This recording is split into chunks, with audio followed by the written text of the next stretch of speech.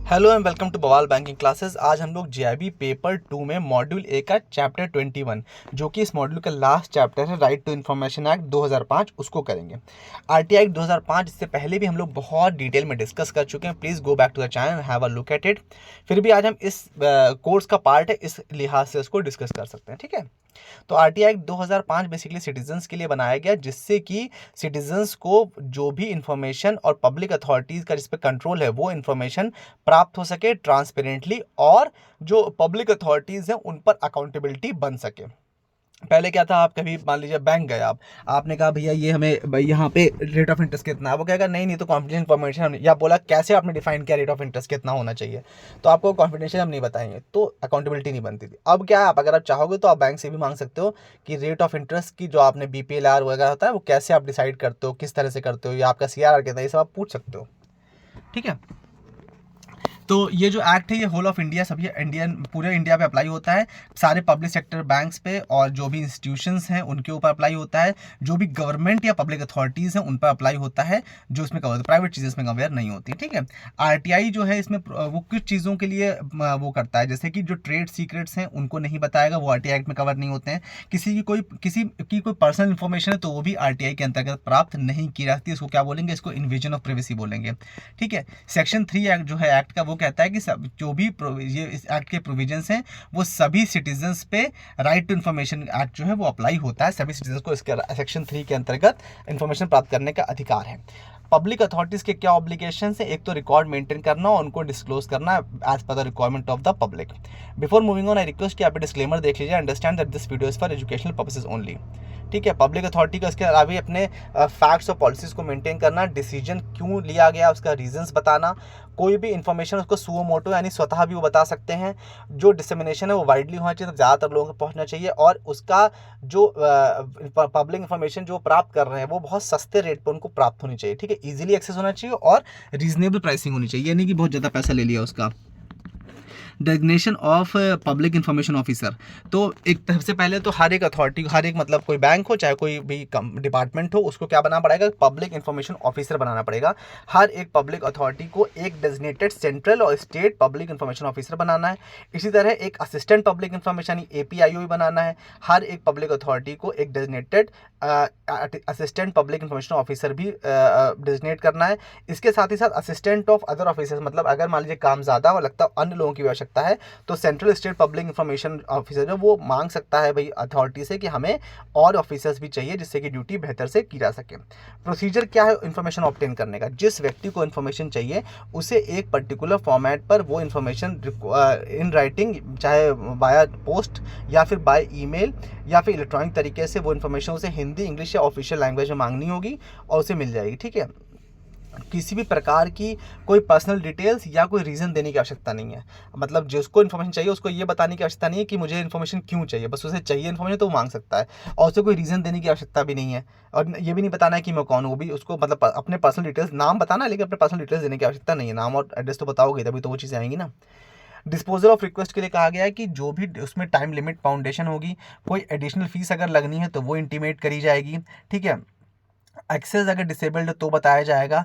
Printed या electronic अगर electronic form में दे रहा हो तो अलग फीस होगी, और प्रिंटेड फॉर्म में दे रहा हो, भाई अब मान लीजिए किसी ने कहा कि मुझे डॉक्यूमेंट्स चाहिए किसी एक्ट के या पार्लियामेंट के कोई डॉक्यूमेंट्स चाहिए, तो उस केस में क्या होगा भाई, उसमें कहा जाएगा कि भाई 5,000 डॉक्यूमेंट हैं, हमें फोटोकॉपी कराना है तो पैसा वही तो देगा जिसको इन्फॉर्मेशन चाहिए, तो वो एडिशनल फीस में आएगा। ठीक है, कोई रिक्वेस्ट अगर रिजेक्ट किया जाए तो भी बताना होगा, इन्फॉर्मेशन जो होगा उसका फॉर्म बताना होगा, पेमेंट ऑफ फीस करवाना होगा, ये सारा काम आएंगे उसमें। ट्रांसफर रिक्वेस्ट के लिए कहा गया कि मान लीजिए किसी ने पब्लिक ने कोई गलत अथॉरिटी से कोई गलत इन्फॉर्मेशन मांग ली, मान लीजिए ABC से कहा कि हमें XYZ का बता दो, PW डिपार्टमेंट में आप जाके पूछ रहे हो कि पुल कैसे बना, तो बता देंगे, लेकिन वो बोल देंगे कि भाई ये बताइए बिजली का बिल कितना आया है आपकी फला सेक्टर में, तो वो तो भाई UPP से, वो तो उसका बिजली विभाग का काम है ना, तो वो थर्ड पार्टी हो, मतलब वो दूसरा डिपार्टमेंट हो गया, तो उस केस में 5 दिन के अंदर अंदर रिक्वेस्ट ट्रांसफर करनी होती है उस अन्य डिपार्टमेंट में, ये कहा गया। थर्ड पार्टी इन्फॉर्मेशन के लिए कहा गया कोई भी ऐसी इन्फॉर्मेशन जो कि थर्ड पार्टी से रिलेटेड है या उसके सप्लाई करनी है तो उसको कॉन्फिडेंशियल अगर मेंटेन रखना है तो फिर वो थर्ड पार्टी से पूछने के बाद ही दिया जाएगा, ये कहा गया है। बिना थर्ड पार्टी की मर्जी के वो इन्फॉर्मेशन डिस्ट्रीब्यूट नहीं किया सकती। रिजेक्शन ऑफ रिक्वेस्ट के लिए कहा गया है कि जहां पर ऐसा इन्फ्रिंजमेंट या कॉपीराइट इशू वगैरह होंगे तो वहां पर भी रिजेक्ट रिक्वेस्ट कर दी जाएगी। इन्फॉर्मेशन एग्जेंट फ्रॉम डिस्क्लोजर के लिए कहा गया है कुछ चीज़ें नहीं बताई जाती हैं, जैसे कि अगर मान लीजिए कोई पार्लियामेंट का कोई ब्रीच ऑफ पार्लियामेंट है, कोई प्रिविलेज पार्लियामेंट, उसके विषय में नहीं बताया जाएगा। कोई ट्रेड सीक्रेट्स वगैरह है, इंटेलेक्चुअल प्रॉपर्टी, तो उसके विषय में नहीं बताया जाएगा। कोई फॉरेन गवर्नमेंट के साथ कोई कॉन्फिडेंशियल डील है, उसके विषय में नहीं बताया जाएगा। कोई फिजिकल सेफ्टी ऑफ पर्सन किसी की अगर हैम्पर हो, आप ये पूछे कि मोदी जी कितने बजे टहलने जाते हैं, कहाँ से कितने बजे निकलते हैं, तो भैया तो फिजिकल उनकी सिक्योरिटी नहीं ब्रीच हो जाएगी, तो ऐसी चीज़ें नहीं बताई जाएंगी। कोई कैबिनेट पेपर्स वगैरह हैं तो वो भी डिस्क्लोज नहीं किए जाएंगे। अपील के लिए कहा गया है कि जब इन्फॉर्मेशन प्राप्त नहीं होती है या एक्सेस टू इन्फॉर्मेशन नहीं दिया जाता तो अपील की जा सकती है। यदि मान लीजिए समय से रिक्वेस्ट का रिस्पांस नहीं आया तो भी अपील की जा सकती है। अगर अनरीजनेबल फीस मांगी जा रही है, मतलब 2 रुपये की चीज़ 200 रुपये मांगी जा रही है, तो भी अपील कर सकता है, मतलब इन्फॉर्मेशन मांगने वाला जो व्यक्ति है वो अपील कर सकता है। और अगर उसको ये लगता है कि मुझे इनकम्प्लीट इन्फॉर्मेशन दी गई है या पूरी इन्फॉर्मेशन नहीं दी गई या गलत इन्फॉर्मेशन दी गई तो भी वो अपील कर सकता है। जो भी व्यक्ति को अगर अब मतलब जो जो चाहिए था डिटेल वो नहीं प्राप्त हुआ और वो अग्रीव्ड है, तो वो सेंट्रल पब्लिक इंफॉर्मेशन ऑफिसर के पास जाकर, मतलब स्टेट लेवल का आदमी होगा तो वो सेंट्रल के पास जाकर के 30 दिन के अंदर अंदर अपील कर सकता है। अगर वहाँ से भी उसे इन्फॉर्मेशन नहीं मिलती तो उसके बाद वो सेकंड अपील कर सकता है किसको, अपीलेट अथॉरिटी को। जो स्टेट वाला आदमी वो सेंट्रल को करेगा और सेंट्रल के बाद वो अपीलेट अथॉरिटी को भी अगली अपनी अपील कर सकता है। जो सेंट्रल इन्फॉर्मेशन कमिश्नर की जो फैसला आएगा वो दोनों पार्टीज पर, मतलब मतलब जो स्टेट लेवल वाली अथॉरिटी थी उसके ऊपर और मेन के ऊपर अप्लीकेबल होगा, मतलब वो बाइंडिंग होगा, कंपलसरी होगा। सेंट्रल इन्फॉर्मेशन कमीशन के लिए कहा गया है कि इसमें कौन कौन होता है। सेंट्रल इन्फॉर्मेशन कमीशन में एक तो सेंट्रल इन्फॉर्मेशन कमिश्नर रहेंगे और साथ ही साथ 10 से कम, मतलब 10 या 10 से कम रहेंगे सेंट्रल इन्फॉर्मेशन कमिश्नर एडिशनल, मतलब ठीक है। चीफ हो गए एक और उसके अलावा नॉर्मल वाले सेंट्रल इन्फॉर्मेशन कमिश्नर कितने हो गए, 10 से कम, ठीक है। ये किसके उस पर अपॉइंट किए जाएंगे, प्रेसिडेंट के रिकमेंडेशन पे अपॉइंट किए जाएंगे। और उसमें जो कमेटी होगी अपॉइंटमेंट के लिए वो कौन सी होगी, उसमें प्राइम मिनिस्टर चेयरपर्सन होंगे, leader of opposition of Lok Sabha होंगे और यूनियन कैबिनेट मिनिस्टर होंगे जो प्राइम मिनिस्टर नॉमिनेट करेंगे वो। तो वो कमेटी डिसाइड करेगी कि भैया हमें किसको चीफ इंफॉर्मेशन कमिश्नर बनाना है। उसके बाद ये भी कहा गया है कि जो भी इसमें मेंबर होगा वो, मतलब जो चीफ इलेक्शन कमिश्नर, जो चीफ इंफॉर्मेशन कमिश्नर बनेगा वो मेंबर ऑफ पार्लियामेंट नहीं होना चाहिए, मेंबर ऑफ लेजिस्लेचर नहीं होना चाहिए किसी स्टेट या यूनियन टेरिटरी में। साथ ही साथ वो किसी भी पॉलिटिकल पार्टी का कोई ऑफिशियल ऑफिस भी, प्रॉफिट ऑफिस भी होल्ड नहीं करना चाहिए। ये 3 साल तक के लिए अपने टेन्योर इनका होता है या फिर 65 साल की उम्र तक जो पहले पड़ जाए, और इसमें रीअपॉइंटमेंट नहीं हो सकता। एक बार अगर ये बने फिर रिटायर हो जाएंगे 3 साल या 65 साल की उम्र के बाद, और उसके बाद दोबारा नहीं बन सकते। जो नॉर्मल इंफॉर्मेशन ऑफिसर जो 10 वाले ऊपर बताया था ना, वो चाहे तो उनका रीअपॉइंटमेंट हो सकता है as a chief information commissioner, ठीक है। इंफॉर्मेशन कमिश्नर नहीं बने लेकिन दोबारा चीफ ऑफ इंफॉर्मेशन कमिश्नर, क्योंकि वो ऊपर के हिस्सा है तो बन सकते हैं। जो इसका हेडक्वार्टर है सेंट्रल इंफॉर्मेशन कमिश्न का वो दिल्ली में है और अलग अलग जगह पे ऑफिस खोल सकते हैं एज पर द एक्ट। ये एक्ट में RTI 2005 में दिया गया है। जैसे सेंट्रल पे होता है वैसे स्टेट इन्फॉर्मेशन कमीशन भी होता है। इसमें स्टेट चीफ इन्फॉर्मेशन कमिश्नर होते हैं और इसके साथ ही साथ 10 से कम या 10 स्टेट इन्फॉर्मेशन कमिश्नर होते हैं।